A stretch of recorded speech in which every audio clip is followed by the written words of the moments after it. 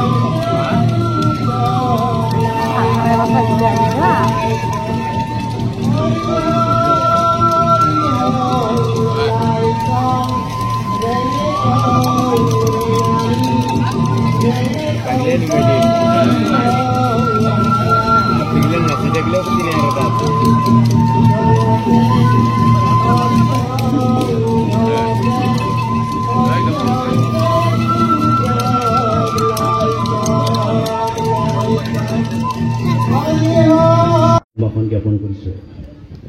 ইয়াৰ পিছতে আমি চিনাকি কথা সম্ভাষণ জ্ঞাপন কৰিবলৈ আগবাঢ়িছো আমাৰ মাজত আহি সম্ভাষণ জ্ঞাপন কৰিছো শিক্ষিত পৰিষদৰ চৰকাৰী মই পাইছো আমাৰ মাজত সৌভাগ্য জাতীয় পৰ্যায়ৰে সম্ভাষণ জ্ঞাপন কৰিছো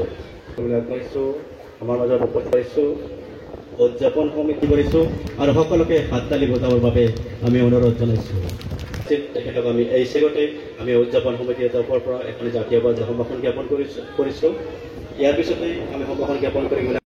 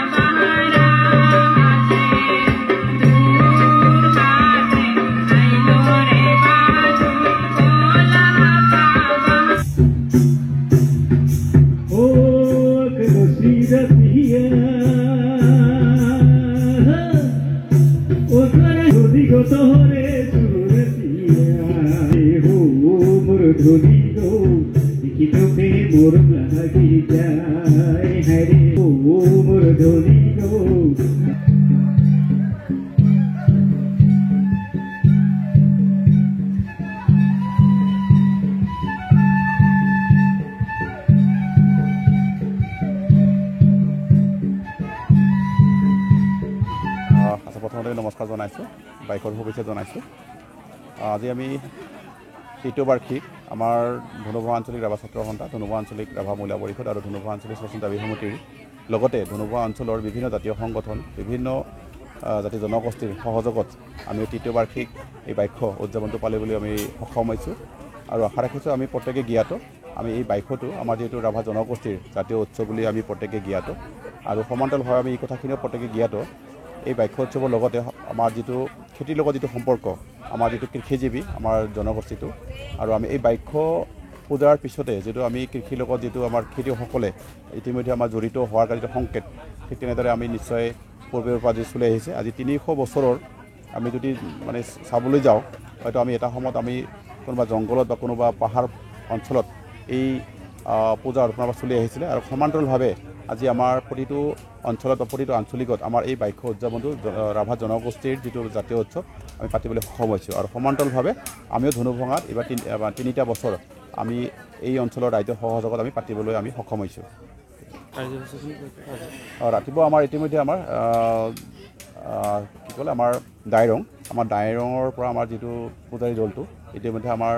তেওঁলোকে আহি ৰাতিপুৱা 7টা বজাত আহি তেওঁলোকৰ যিখিনি পূজা পৰ্বণৰ যিখিনি কাৰ্যসূচী তেওঁলোকে সুন্দৰভাৱে কৰিছে ইতিমধ্যে পূজাৰ পৰ্বখিনি প্ৰায় আৰম্ভ কৰিছে আৰু ঠিক তেনেদৰে আমাৰ যিখন কাৰ্যসূচী আমাৰ ৰাতিপুৱা যিটো পতাকা উত্তোলনৰ পৰা আৰম্ভ কৰি শ্বহীদ বেদীৰ পৰা আৰম্ভ কৰি আমাৰ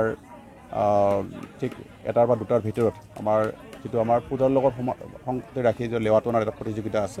আৰু সাংস্কৃতিক সন্ধিয়া আমাৰ সেই ব্যৱস্থাটো আমাৰ ৰখা হৈছে সাংস্কৃতিক সন্ধিয়া আমাৰ নিশ্চয় এই অঞ্চলৰ ৰাইজক এটা আমোদ দিয়াৰ কাৰণে এই বাইশৰ লগত সংগতি ৰাখি আমি সাংস্কৃতিক সন্ধিয়াটো ৰখা হৈছে আৰু আমাৰ সাংস্কৃতিক সন্ধিয়াত আমাৰ আমন্ত্ৰণ কৰি অনা হ'ব আমাৰ কি ক'লে আমাৰ দুজন আৰ্টিষ্টজন পশ্চিম কৈলাশ আমাৰ উদযাপন সমিতি আমাৰ আমন্ত্ৰণ কৰি আনিছে